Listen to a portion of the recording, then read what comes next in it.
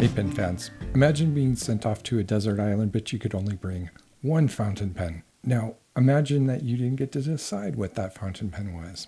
And that's my situation right now because you folks have chosen my next fountain pen for the next 3 weeks. So this will be the only pen I'm going to be using, and we'll go through the methodology of this long-term evaluation.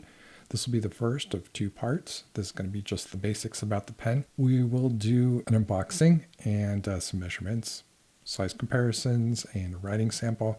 And also I'm going to give you a little bit of a background on the pen brand and the pen itself. This is a special material too, so that might be another reason to stick around. If you like these sort of long form and long-term pen reviews, please like the video. It really helps the channel out. And also I'm going to apologize. I thought I was getting better from strep, but it sounds like my voice is starting to fail again. I'm going to try to make it through this because I really need a pen to start writing with. It feels kind of weird to be in between writing instruments. This is a pen from the Leonardo Officina Italiana pen company, and they're based in Naples, Italy. And this pen is Ebonite. The material on this pen is unique, but the characteristics of the way it writes and a lot of the characteristics of the way the pen feels and is balanced will apply to the other pen models in this same line. This pen is still available for sale, and I'll put a link in the description down below. And yes, it is an affiliate link. There is no giveaway with this particular video, but there is one for the second part of the video. However, I do have a special request for you in this video, which may be very interesting, and let's go over that right now. After I'm done with this one, I have one more pen that I'm going to be doing a long-term review, and it's another Leonardo.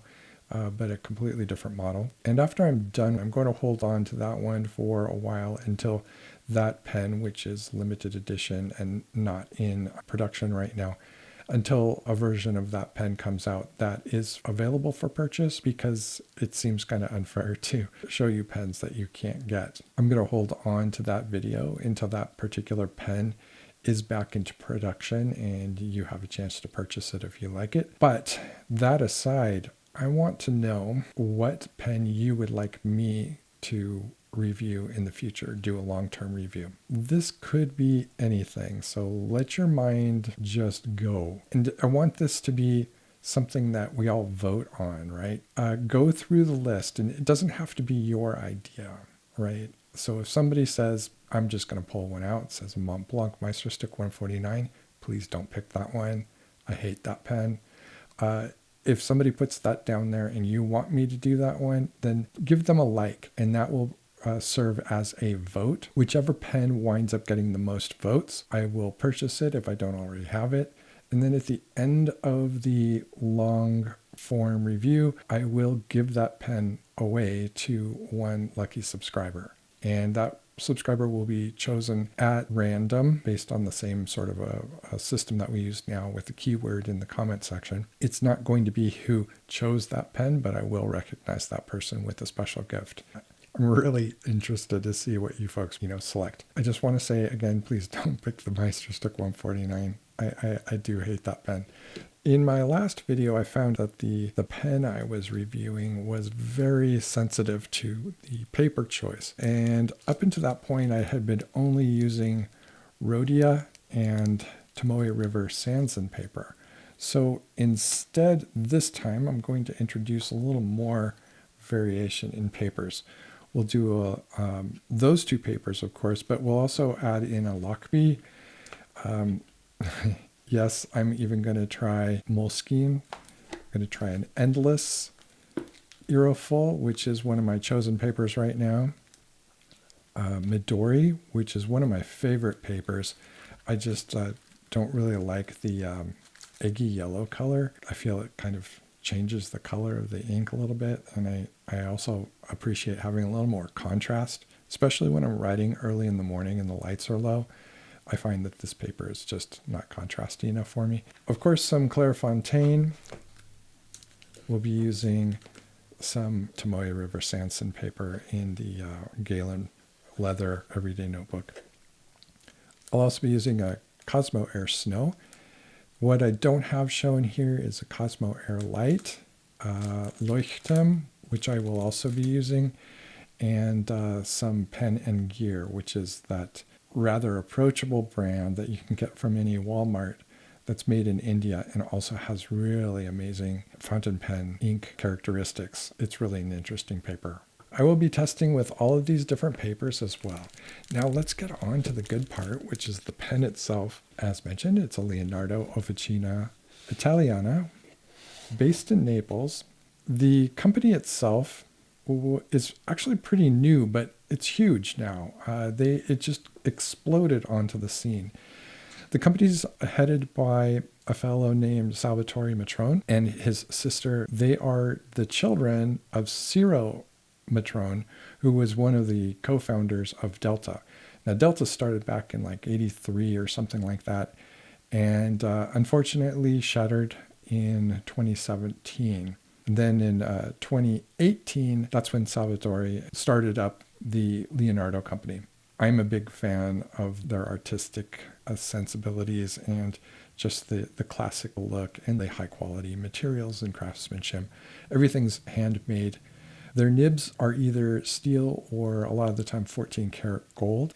Salvatore apparently hand tests every single pen himself, and I can't imagine the scalability challenge of that. He must spend most of his day testing pens. So let's take a look at this. What we have is a Momento Zero Grande. And so that's one of the pluses here, is that if you like Momento Zero Grande, MZG as we say in the pen community, these are available in a whole bunch of different colorways. This particular one is in Ebonite and it's called Rose. It's actually a combination of black and red, which looks a lot like wood and just, oh, gorgeous. So here, let's take a look. I wanted to show you the unboxing here in the presentation of this.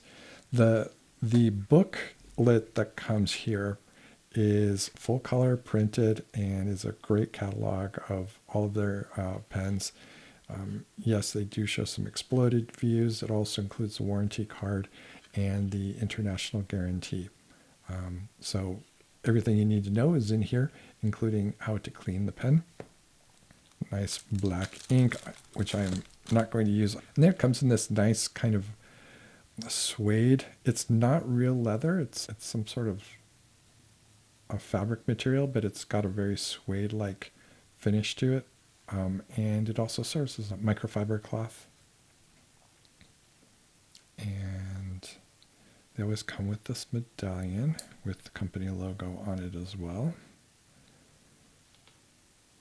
Okay, so now you can see that rose color and the black together give it a very like a redwood appearance.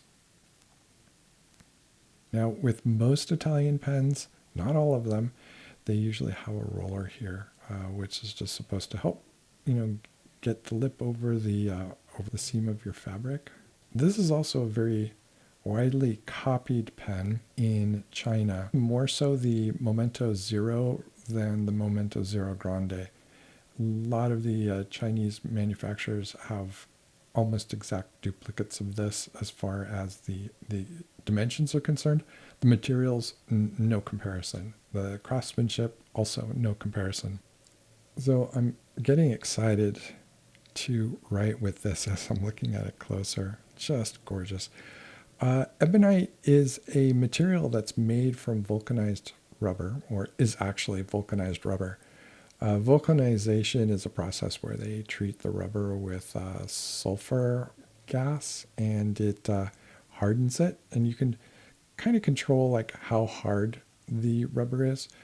Parts of tires, you might think of tires as being all rubber, but they're actually multiple types of rubber, and the parts that are closer to the tread have been partially vulcanized. The way they are able to get the streaks, and I'm no expert, but I understand what they do, is create different colors of rubber and layer them and then stretch them, then vulcanize it again to make it hard, which is something that can be polished. Let's take a look at the nib.